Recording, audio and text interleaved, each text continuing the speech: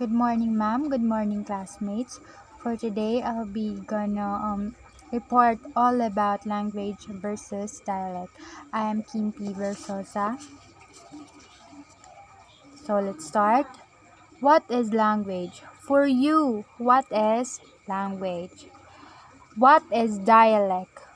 And what are the key difference of language and dialect? So later on, madiscuss na nato ang language and ang dialect kung unsa pod ang ilang difference nga duha. So let's start.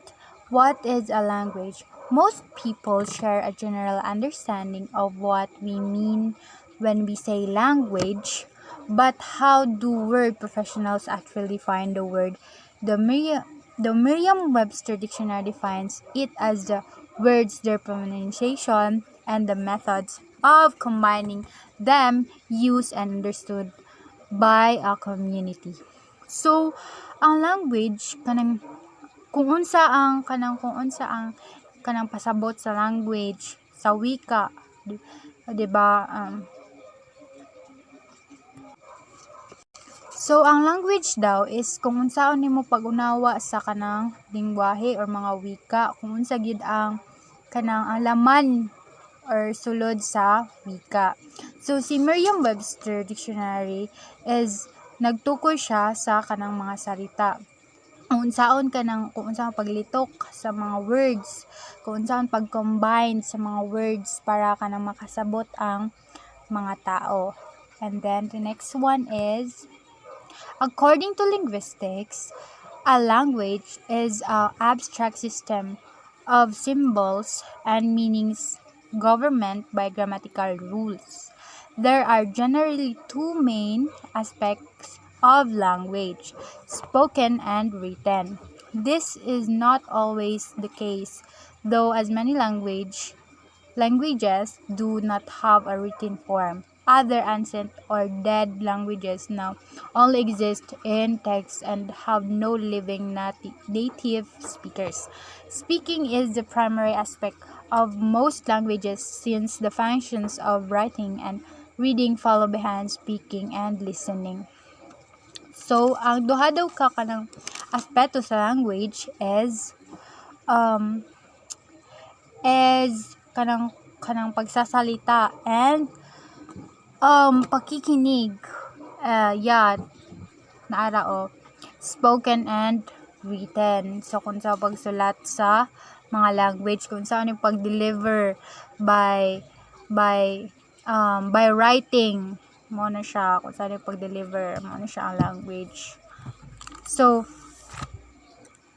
the next one is, so kanang naay duha ka pangunahing aspeto ang isang wika.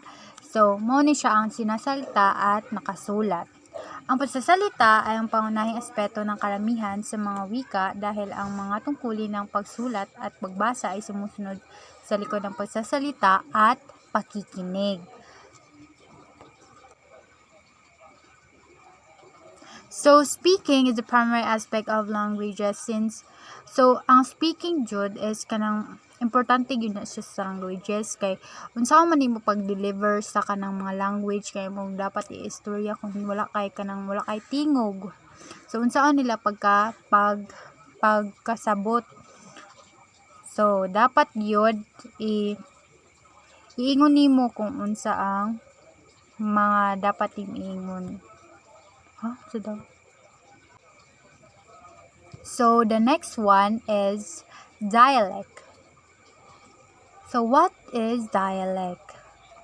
A dialect is sometimes viewed as a subset or type of a particular language. It is broadly defined as a version of a language spoken in a particular geographical area or by a particular group of people. If the broader language is the parent, then the dialect is the child.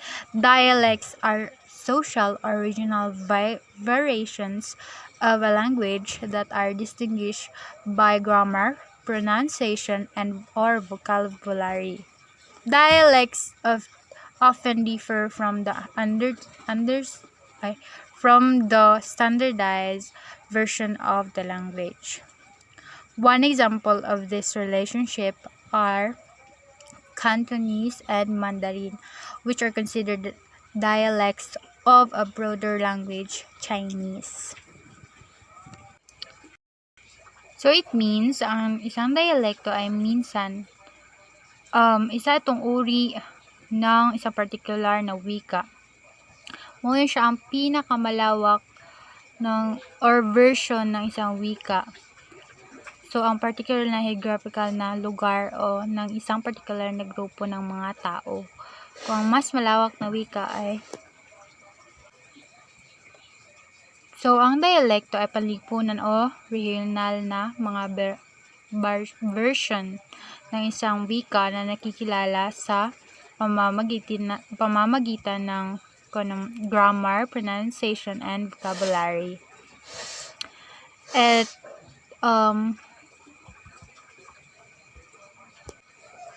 so ang dialect is mo ni siya ang naiiba dili sila pareha sa wika because ang dialect is so ang example ng dialects ay Cantonese at Mandarin. Itinuturing ng mga dialekto ng mas malawak na wika ang Chinese. So, batay sa mga kahulugang ito, ang mga pagkakaiba sa pagitan ng dalawang termino ay tila simple. Ang mga wika ay mas malawak at ang mga dialekto ay mas maliit at mas tiyak at kadalasang parehiyon. Ang mga wika ay tinuturing na mas formal at malinaw na tinutukoy, samantalang ang dialekto ay maaaring mas maluwag at mas tuloy-tuloy ang paggamit. So, ang wika daw is formal. Muna siya ang kanang malinaw na tinutukoy. Yes, ang wika is very formal gyud. So, ang dialect is maluwag. So, ang dialect is kanang murag. For example is so, ang example sa dialect is Australian English, Chilean Spanish, Egyptian Arabic, and Jamaican Patois. So, mo ni siya ang example sa dialect. And ang example sa language is English and Spanish. So, what are the key difference between language and dialect? Based on these definitions, the differences between the two terms seem simple. Languages are broader and dialects are smaller and more specific and often regional. Languages are thought as more formal and clearly defined, whereas dialects can be looser and more fluid in use. Oftentimes, languages are adopted as official by countries and states, but dialects are rarely are. So, ang language is magina siya ang very formal. So, ang dialects is muna siya ang small and very specific jud ang dialects. And this is my references. And thank you, ma'am. Thank you, classmates.